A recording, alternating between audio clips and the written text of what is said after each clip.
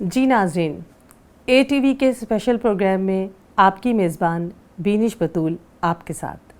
اس programme کا ایک حصہ آپ نے پارٹ 1 میں ہمارے ساتھ رہ کر دیکھا تھا، لیکن کیونکہ اس وقت ہمارے پاس وقت محدود تھا تو ہم نے اس کو پارٹ 2 پر منتقل کر دیا تھا، اور اب ہم دوبارہ سے اس گفتگو کو آپ کے ساتھ شیئر کر رہے ہیں جہاں پر ہم نے اس گفتگو کو ختم کیا تھا۔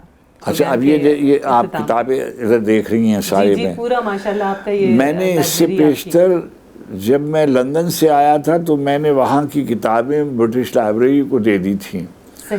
جب میں ایران جا رہا تھا تو میں نے 11,000 کتابیں مختصرہ قومی زبان کی لائبریری کو دے دیں۔ اب یہ کتابیں جو ہیں یہ اس کے بعد جمع ہوئی ہیں، پیچھے کے کمروں میں کتابیں الگ ہیں، اور مجھے پورا یقین ہے کہ آپ کو یہ ساری کتابیں ان کا سب پتہ ہوگا، آپ سب ان کا مطالعہ کر چکے ہوں گے۔ نہیں، کچھ کتابیں ایسی ہیں کہ جو پڑھی ہوں گی، کچھ ایسی ہیں، بہت سی بے شمار ایسی کتابیں ہیں جو نہیں پڑھی ہیں۔ اب جب میری عمر اب 80 برس کی ہونے آئی، جی میں بہت خوشی سے جب ادھر آتا ہوں نا تو رات کو جیسے اب مجھے میری نیند اچٹ گئی، مجھے کوئی کسی چیز کا خیال آیا کہ بھئی یہ جو ہے یہ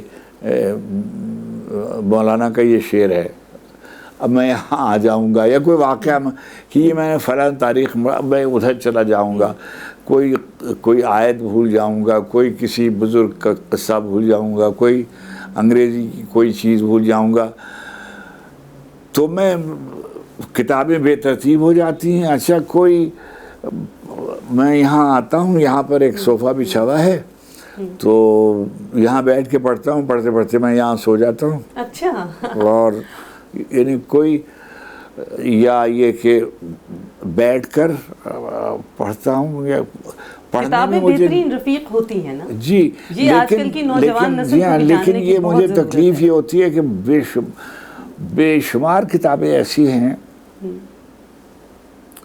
جن کے بارے میں بالکل اعتراف کرتا ہوں کہ جو میں نے پوری نہیں پڑھی۔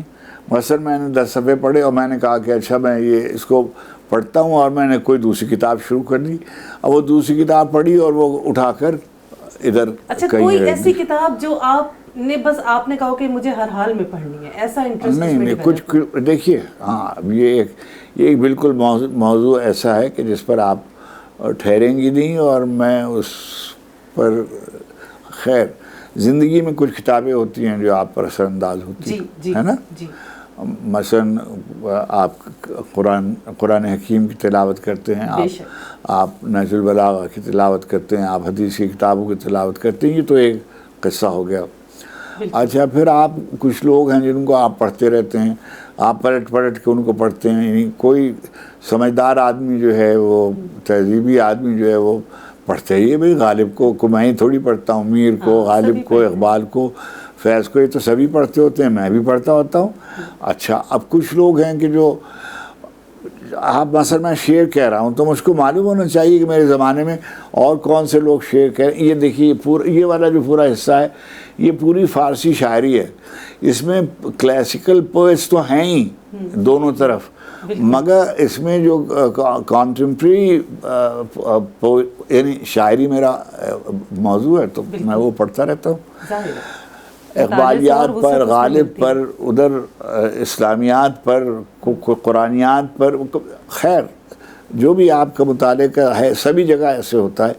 تو میں کوئی ایک بستر پر میرے 3-4 طرح کی کتابیں رکھی ہوتی ہیں، اس طرف کوئی ایک میز سی ہے، اس پر 2-4 طرح کی کتابیں، مثلا لغات ہیں۔ ان کتابوں کے علاوہ آپ کبھی کوئی مووی دیکھتے ہیں، کبھی کوئی گانے سنتے ہیں؟ گانے سنتا ہوں، گانے سنتا ہوں۔ اچھا، کس قسم کے گانے آپ کو پسند ہیں؟ میں دیکھیے اب یہ ایک اور بحث ہے، کلاسیکل میوزک مجھے سلیم گیلانی صاحب نے مجھے اس کی عادت ڈال دی۔ سلیم گیلانی صاحب مرحوم جو تھے انہوں نے وہ سینٹرل پروڈکشن یونٹ جو ریڈیو پاکستان کی ہے اس کے بانی تھے وہ، اور مہدی حسن اور ریشمہ اور فریدہ خانم صاحبہ اور امانت اور یہ سارے کے سارے استاد نتو خان، استاد جی، یہ ان کے پاس ہم وقت رہتے تھے، ہم فارغ اوقات، ہم نے خبریں پڑھی، اب ہم فارغ ہیں، اب ہم کیا کریں۔ گیلانی صاحب کمرے میں چلے جاتے تھے اور ہم ان کے بہت ہی جسے کہیے آپ منہ چڑھے وہ آپ کی قابلیت تھی، آپ کی قابلیت تھی جس کی وجہ سے آپ کو ہر ایک نے سر آنکھوں پر بٹھایا. پسند کرتے تھے، بہت ہی پسند کرتے. دیکھیے میں ناظم آباد میں رہتا تھا اور بعض اوقات کیا ہوتا تھا کہ گیلانی صاحب کے پاس چھوٹی سی فاکس ویگن تھی، وہ ایکسٹرنل سروسز کے ہیڈ تھے. رات کو میں جو انگریزی والی سروس تھی، انگلش سروس جسے کہتے تھے، 12:30 بجے خبریں پڑھتا تھا اور گیلانی صاحب چھاپا مارتے تھے جیسے مختلف شعبوں میں کہ کتنے بجے کوئی ہے کوئی نہیں. اینڈ وہ لے جائیں گے مجھے اور مجھے کہیں کافی پلائیں گے ہم سب دوستوں کو، اور مجھے ناظم آباد خود ڈرائیو کر کے. یہ کافی وغیرہ بس صنف کرخت کے ہی ساتھ رہی، اس میں صنف نازک کا نہیں، میں نے تجاوز نہیں کیا، میں نے زندگی میں تجاوز نہیں کیا. اور یعنی جو بہت سی چیزیں ایسی ہیں جو بچپن میں منع کر دی گئی تھیں وہ ہم نے نہیں کی. کیونکہ ہم یہ سنتے ہیں کہ جی شاعر بنا تو ضرور کہیں کوئی دل پہ چوٹ لگی ہوگی، جی میرے دل پہ کوئی ایسا واقعہ ہوا ہوگا. تو کوئی پہلی محبت، کوئی آخری محبت، کوئی افتخار عارف کی زندگی میں کوئی زندگی میں کوئی پہلی محبت نہیں، کوئی آخری محبت نہیں. ایک جب ہماری بیٹی کی شادی ہوئی اور وہ ہنی مون پہ جانے کے لیے گھر ہمارے آئیں، میں اس وقت لندن میں تھا، تو مجھے کہنے لگیں کہ اب آئیں. تو میں نے کہا بیٹے آپ کو معلوم ہے زندگی میں سب سے زیادہ میں آپ سے محبت کرتا ہوں. اب وہ جیسے ہوتا ہے بیٹیاں وہ کہنے لگیں، تو میں نے کہا مگر میں تم سے زیادہ بھی ایک محبت ہے میری. تو وہ ذرا سے چونکی اور مجھے دیکھا تو میں نے کہا اور وہ ہے میری شاعری. اور میں نے اس کے علاوہ یہ اچھا یہ میں کہوں کہ مجھ کو پسند نہیں کیا گیا ہوگا تو ایسا نہیں ہے. اور تو کچھ بتائیں نا ہمیں، کن کن نے آپ کو کبھی کبھی پسند کیا؟ میں نام تھوڑا سا ناظرین جاننا چاہ رہے ہیں آپ کے بارے میں. میں آپ سے اس کروں. آج سے بہت پہلے ٹی وی کی بہت مشہور، ان کا بھی میں نام نہیں لیتا، خاتون گھر پر تشریف لائیں اور وہ مجھ کو جانتی تھیں بہت پہلے سے. تو انہوں نے مجھ سے اسی طرح کا ایک سوال مجھ سے کیا. تو اس وقت میری عمر 70 برس تھی. تو میں نے ان سے گزارش کی کہ اگر میں 70 برس کا ہوں تو وہ جو خاتون ہوں گی یا وہ جو خواتین ہوں گی وہ بھی 60 65 70 برس کی ہوں گی. لیکن ہم تو 30 اور 20 کی بات کر رہے ہیں نا. نہیں، اور ان کے بھی میرے بھی پوتی پوتا اور نواسی نواسے اتنے بڑے ہو گئے ہوں گے، ان کی بھی یہی خواتین یہی صورت ہوگی. بالکل. جو لوگ محبت میں ادب نہیں کرتے انہوں نے کیا محبت کرنی ہے. واہ. ایسے رسوا تو نہیں کرتے کہ یہ وہ میں فلاں جو تھے وہ میرا ان سے. ارے بھائی آپ کائے کا آپ کا معاشقہ اور کون آپ اور کیا آپ کا معاشقہ. 3 دن میں آپ تو اس طرح کا تو کوئی میرا کوئی تعلق نہیں ہوا. اور میرے پاس فرصت نہیں تھی، ایک تو فرصت نہیں تھی. لیکن متوجہ تو کرتی ہوں. متوجہ تو چلیں آپ بے نیاز صحیح، لیکن لوگ نہیں بے نیاز بھی نہیں ہے. میں یہ نہیں کہتا کہ میں بے نیاز رہا، لیکن مجھے جو لوگ پسند آئے تو وہ بس وہ میرے دل میں زندہ ہیں اور میں ان کے دل میں زندہ ہوں گا. کیا بات ہے. دلوں میں تو پھر مکین ہی ہوئے نا وہ دل کے آپ کے. تو اب یہ بتائیے کہ آپ کا جیسے یہ افتخار عارف آپ کا نام ہے، تو کیا آپ کا کوئی بچپن میں کوئی پیار کا نام کوئی اور تھا یا بس یہی نام شروع سے آپ کا ہے؟ امی کچھ پیار سے کہتی ہوگی؟ نہیں، میرا نام تو ہے افتخار حسین. اچھا ہے نا. تو کالج میں اور یونیورسٹی میں جو دستاویزوں پہ لکھا ہوا ہوتا ہے یہ نام، میری والدہ کے پیر و مرشد تھے قرۃ العین حیدر نے اپنے ناول میں کار جہاں دراز ہے میں یہ ذکر بھی کیا ہے، اور اس میں بھی لکھا ہوا ہے گردش رنگ چمن میں بھی یہ واقعہ پورا لکھا ہوا ہے. اور میرا نام لکھ کر لکھا ہوا ہے کہ یہ افتخار کا نام عارف جو ہے وہ حضرت سلطان محمد عارف کے نام پر رکھا گیا. ان کے جو پیر و مرشد تھے ان کے صاحبزادے کا نام تھا. اور انہوں نے اور وہ کہا کرتی ہیں ان کی دعا. ہمارے نصیر میاں جو ہے نا یہ جو گولڈ شریف میں تھے جن کا انتقال ہو گیا، وہ میرے بہت دوست تھے. اور وہ گئے تو وہ میرے پیر خانے بھی گئے اور ان سے ان کی ملاقات بھی ہوئی. ایسے ہوتا ہے. اچھا دیکھیے میں نے بھی آپ کو سنایا نا, تو عارف جو ہے یہ تخلص میں نے کتنے برسوں سے یعنی بچپن سے ہی میں نے میرا یہی سنتے ہیں. اچھا پھر کیا ہوا کہ جو ٹی وی پہ کیا ہوا کہ وہ افتخار عارف لکھا جانے لگا, کسوٹی کے جو ٹیلپس آتے تھے جی اس پہ افتخار عارف لکھا. میں خطوں کو جواب دیا کرتا تھا ٹی وی سے, اور میں اور راحت سعید اور کبھی غزالہ یاسمین, کبھی رانا زمان, مختلف زمانوں میں مختلف بڑے اپنے فن میں ماہر سارے. منٹو راما وغیرہ میں پہلے آ کر کچھ ایسے گفتگو کیا, بہت سی چیزیں, بہت سے کمپیئرنگ کرتا. خیر ٹی وی پہ تھوڑا بہت کام کرتا رہتا تھا. تو اس میں افتخار عارف ہی پھر چل نکلا. تو وہ جو ہوتا ہے, جب میں ایران گیا نا تو اب وہاں تو ڈپلومیٹک کور میں نام لکھنا پڑتا ہے. ای سی او کے پریزیڈنٹ تھے تو اس پہ لکھا گیا افتخار حسین عارف, وہ پورا کا پورا نام لکھا گیا. تو وہ یہاں ہم جب واپس آئے تو سب وہ اسی طرح سے لکھا جانے لگا دوبارہ. تو اچھا اب مجھے یہ بتائیے کہ آپ نے اپنی زندگی میں ایک طویل جد و جہد کی اور بہت محنت کی, ہر شاعری میں بھی, اپنے تمام تر اداروں میں بھی. کیا آپ کو یہ لگتا ہے کہ آپ نے اپنی زندگی میں جو اچیو آپ کرنا چاہتے تھے وہ آپ نے کر لیا ہے, جو خواب آپ نے دیکھے تھے وہ پورے ہو گئے ہیں, جو بھی آپ کے ذہن میں تھا وہ آپ سب کر چکے ہیں, یا ابھی اس میں بہت کام باقی ہے؟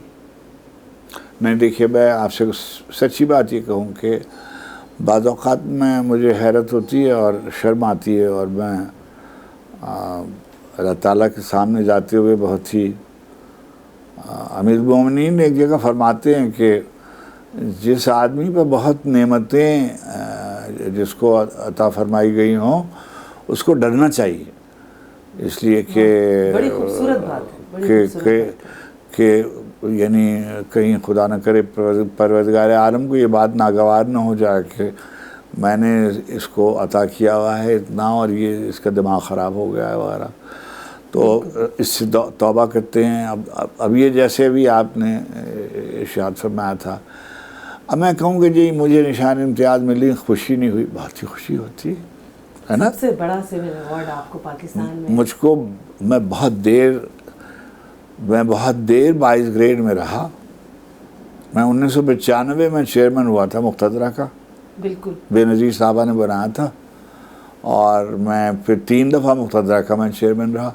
پھر میں اکادمی ادبیات پاکستان کے, تو جتنے مناصب ہو سکتے تھے میرے شعبے میں وہ سب مجھے ملے. اچھا, اور میں ابھی دیکھیے میں پہلا زندہ آدمی ہوں جس کو نشان امتیاز ادیب اللہ تعالیٰ نے بہت کرم فرمایا. اب میں کہوں کہ اس کی مجھ کو خوشی نہیں ہے. اچھا اب یعنی میں اور یعنی پاکستان مجھ کو اور کیا دیتا, یعنی مجھے کون سی, میں نے لکھا ہوا ہے کہیں, دینے والے نے مجھے کون سی نعمت نہیں دی.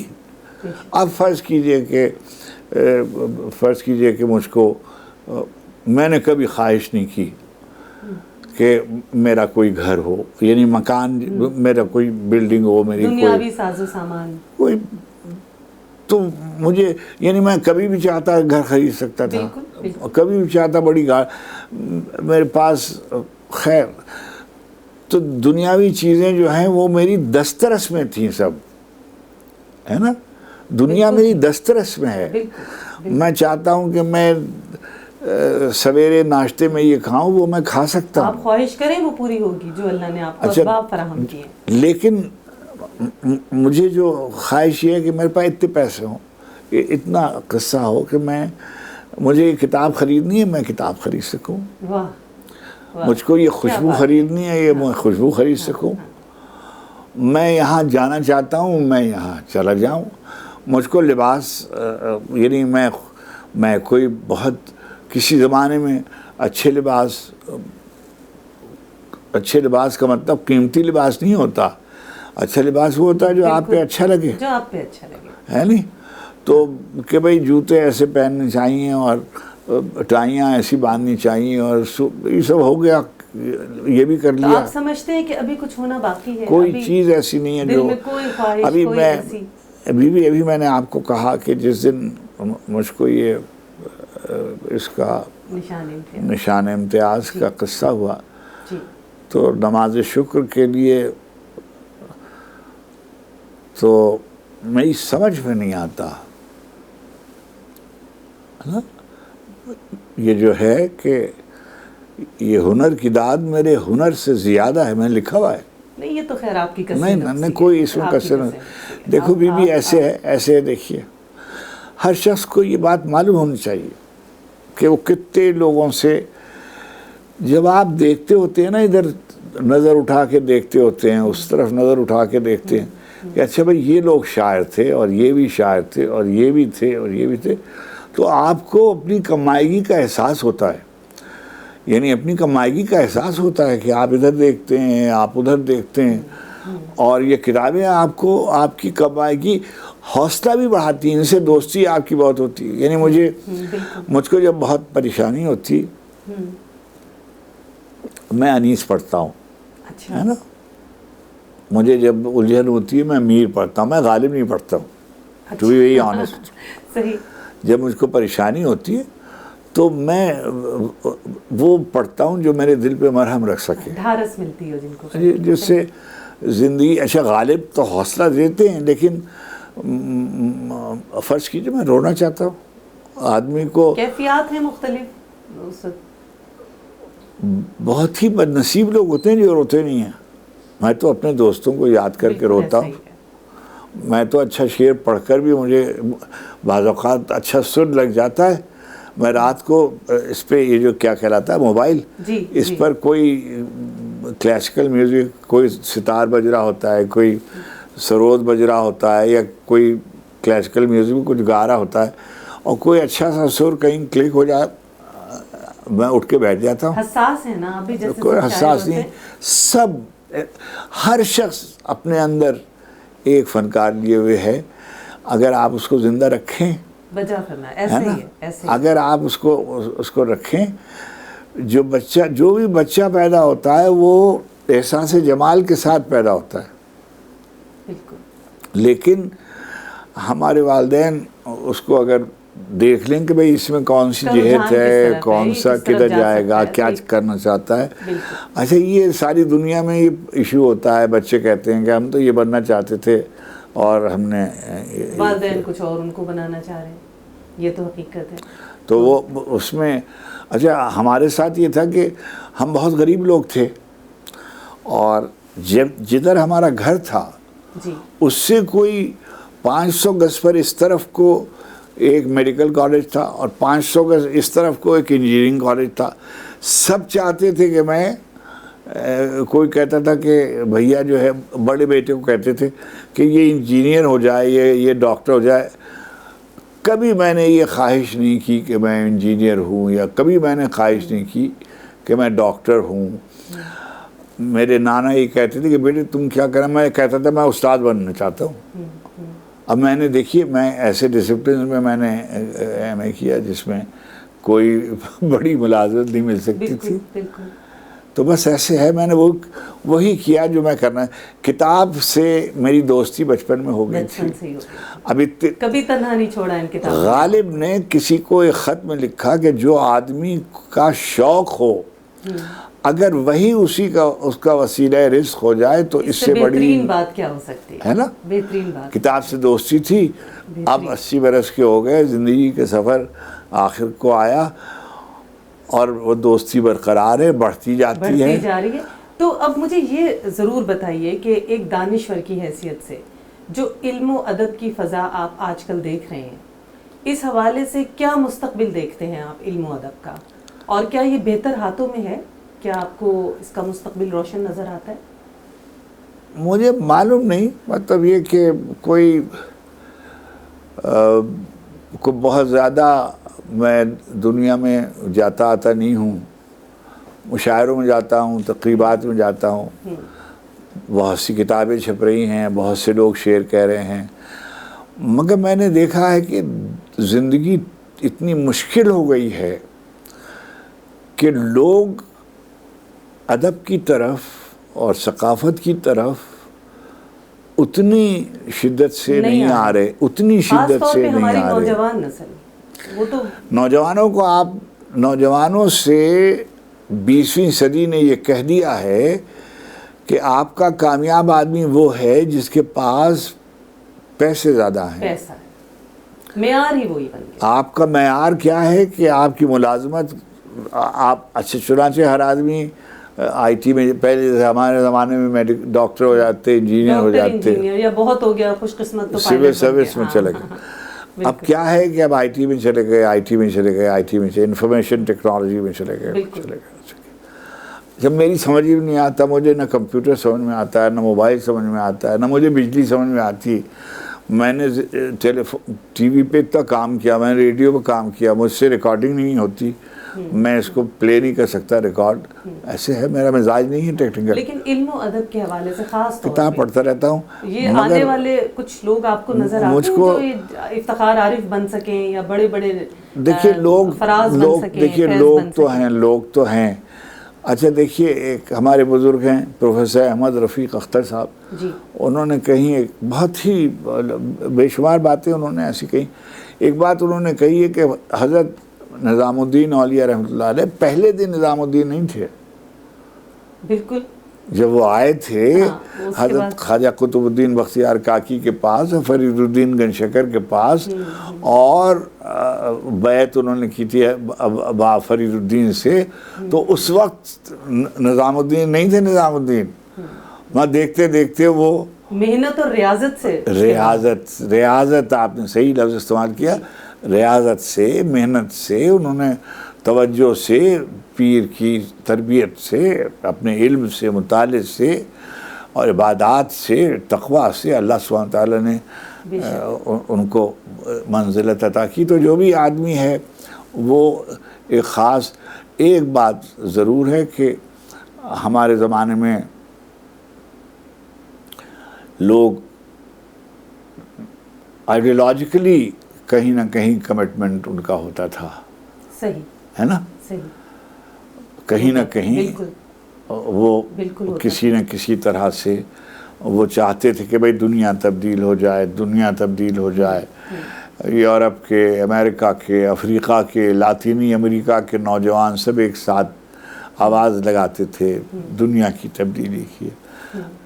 اب میں دیکھتا ہوں کہ وہ نعرہ کمزور پڑا، اور اب ہر آدمی جو ہے وہ انفرادی طور پر اپنی آسودگی چاہتا ہے، خود میرا آسودہ حال مستقبل ہو جائے، اور من حیث القوم کیا ہوتے ہوں گے، یعنی ہیں بلا شبہ ایسے ہیں، لیکن ان کی آوازیں جو ہیں وہ بہت زیادہ ابھی سنی نہیں جا رہی۔ اچھا وہ ایک دم سے سنی بھی نہیں آتی، جی ہاں، اللہ بہتر کرے گا۔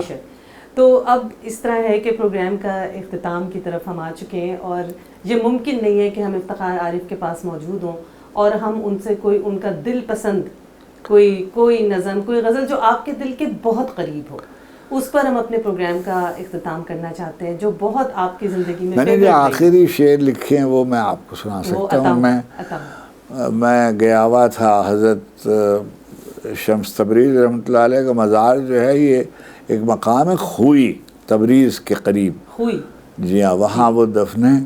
تو وہاں مجھے یعنی ان کے مزار کی تزئین نو ہو رہی تھی، تو میں بھی وہاں موجود تھا، تو میں گیا تھا۔ وہاں میں عام طور پر اس طرح کی شاعری یعنی میں نہیں کر پاتا ہوں، مجھ سے ارتجالاً شعر نہیں لکھے جاتے۔ وہاں میں نے 2-4 شعر لکھے، وہ میں آخری میں سناتا ہوں۔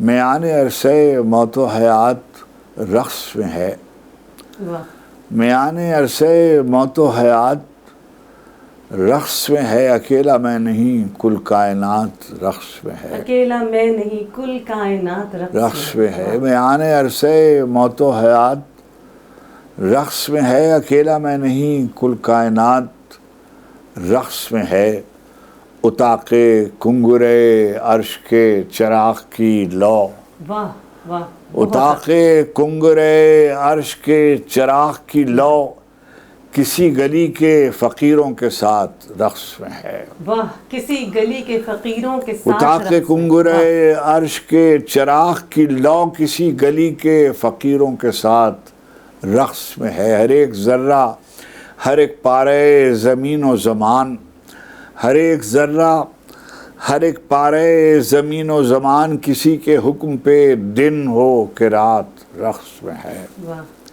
ہر ایک ذرہ، ہر ایک پارے زمین و زمان کسی کے حکم پہ دن ہو کہ رات رقص میں ہے. مجال کس کی کہ جنبش کرے رضا کے بغیر. مجال کس کی کہ جنبش کرے رضا کے بغیر. جو رقص میں ہے اجازت کے ساتھ رقص میں ہے. واہ، جو اجازت میں ہے. مجال کس کی کہ جنبش کرے رضا کے بغیر. جو رقص میں ہے اجازت کے ساتھ رقص میں ہے. وہ قونیہ ہو کہ بغداد ہو کہ سیون ہو. وہ قونیہ ہو کہ بغداد ہو کہ سیون ہو. زمین اپنے ستاروں کے ساتھ رقص میں ہے. زمین اپنے ستاروں کے ساتھ زمین اپنے ستاروں کے ساتھ رقص میں ہے. میں اپنے شمس کی آمد کا منتظر تھا سو اب. میں اپنے شمس کی آمد کا منتظر تھا سو اب.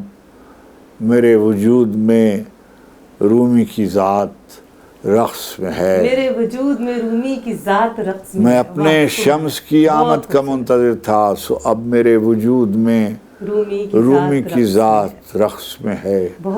مجال کس کی کہ جنبش کرے رضا کے بغیر. جو رقص میں ہے اجازت کے ساتھ رقص میں ہے.